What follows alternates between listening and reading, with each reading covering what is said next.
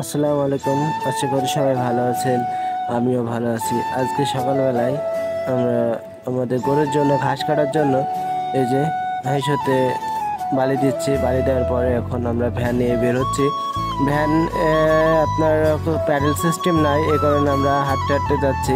যদি প্যাডেল থাকতো তাহলে আমরা প্যাডেল চালিয়ে সেইভাবে চলে যেতাম একসাথে, কিন্তু প্যাডেল নাই বিধায় আমরা এখন হেঁটে হেঁটে যাচ্ছি। আর আমরা যখন যাচ্ছি তখন একটা বাস গেল, এসবি সুপার ডিলাক্স। বাসটা অনেক সুন্দর লাগলো, তাই ভিডিওটা করে ফেললাম। আর প্রায় আমরা চলে এসেছি এখন বাগানের ভিতরে। আমরা আর প্রচণ্ড কাদা, এই কাদার ভিতরেও কিন্তু আমরা কষ্ট করে আমরা কিন্তু ভ্যানটা নিয়ে গিয়েছি। দেখতেই পাচ্ছেন প্রচণ্ড কাদা, কাদার ভিতরেও কিন্তু আমরা নিয়ে যাচ্ছি। আমরা ফাইনালি চলে এসেছি আমাদের জমিতে।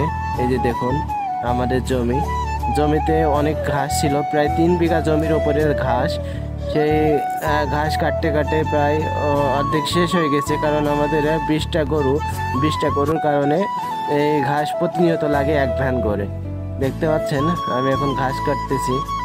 আর ঘাসের সাথে জড়িয়ে ছিল আলুর লতা, সেই লতার কারণে ঘাসগুলা কাটতে অনেক অসুবিধা হচ্ছিল। দেখতে পাচ্ছেন ঘাস কাটছি, ঘাস কাটার ফলে যে লতাগুলো ছিল সেই লতার কারণে কিন্তু ছড়াইতে একটু অসুবিধা হচ্ছিল। প্রথমত এই জমিটিতে আপনার আলু গাছ ছিল। আলু গাছের ভিতরে কিন্তু যখন গরু অনেকগুলো হয়ে গেল, এই কারণে আলুর ভিতরে বাধ্য হয়ে আমরা ঘাস লাগাইছি। আপনারা দেখতে পাচ্ছেন কিন্তু প্রতিটা ঘাসের গোড়ায় গোড়ায় কিন্তু 2-1টা করে আলুর গাছ আপনারা দেখতেই পাচ্ছেন। আমাদের ঘাস কাটা শেষ, এখন আমরা ঘাস নিয়ে যাব ভ্যানে। আমরা শুধু ঘাস কাটি নাই, বড় বড় ঘাস, তার সাথে যেগুলো ছোট ছোট ঘাসগুলো ছিল সেই ঘাসগুলো আমরা কিন্তু পরিষ্কার করে কেটে নিয়েছি।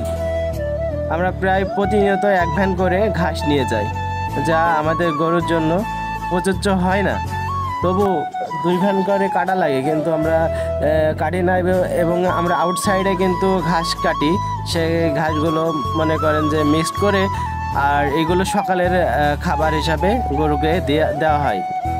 আর এর সাথে আরও মনে করেন যে ভুসি আছে, ছোলার ভুসি আছে, তারপরে চেলটি আছে, খৈলা আছে, বিভিন্ন ধরনের খাবার খাওয়ানো হয় গরুকে।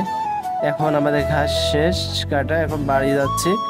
আর আমাদের ভিডিওটি কেমন লাগলো আপনারা সবাই কমেন্টে জানাবেন।